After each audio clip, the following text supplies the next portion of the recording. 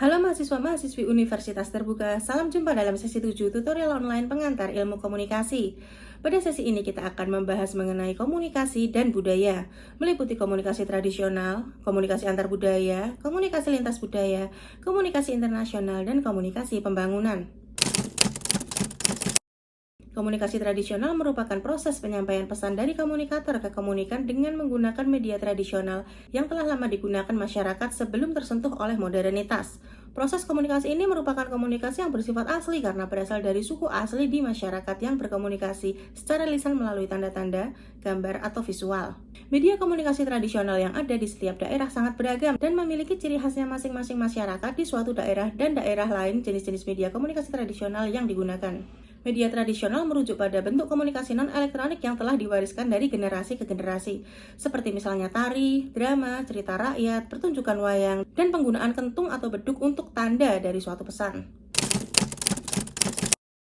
Komunikasi antar budaya dan komunikasi lintas budaya saling terkait erat tetapi memiliki fokus yang berbeda. Komunikasi antar budaya dan komunikasi lintas budaya saling terkait erat tetapi memiliki fokus yang berbeda. Komunikasi antar budaya dan komunikasi lintas budaya merupakan komunikasi yang sama-sama melibatkan setidaknya dua latar belakang antara komunikator dan yang terlibat dalam proses komunikasi tersebut. Komunikasi antar budaya menekankan interaksi dan komunikasi antara orang-orang dari budaya yang berbeda, yang bertujuan untuk saling memahami dan beradaptasi. Di sisi lain, komunikasi lintas budaya melibatkan perbandingan pola komunikasi lintas budaya yang kontras dan berbeda antara dua kelompok budaya.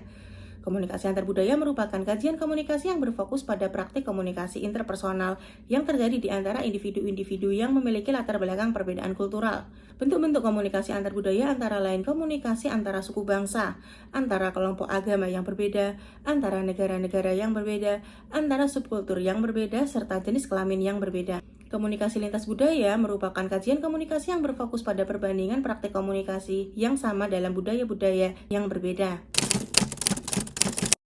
Komunikasi internasional merupakan kajian komunikasi yang mempelajari proses komunikasi massa antara beberapa negara yang memiliki perbedaan.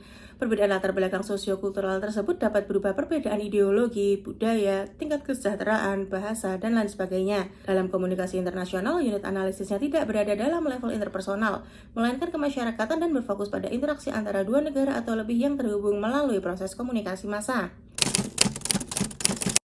Komunikasi pembangunan merupakan komunikasi yang mempelajari perubahan sosial kemasyarakatan yang terjadi sebagai akibat pengaruh komunikasi yang berkaitan tentang isu-isu pembangunan.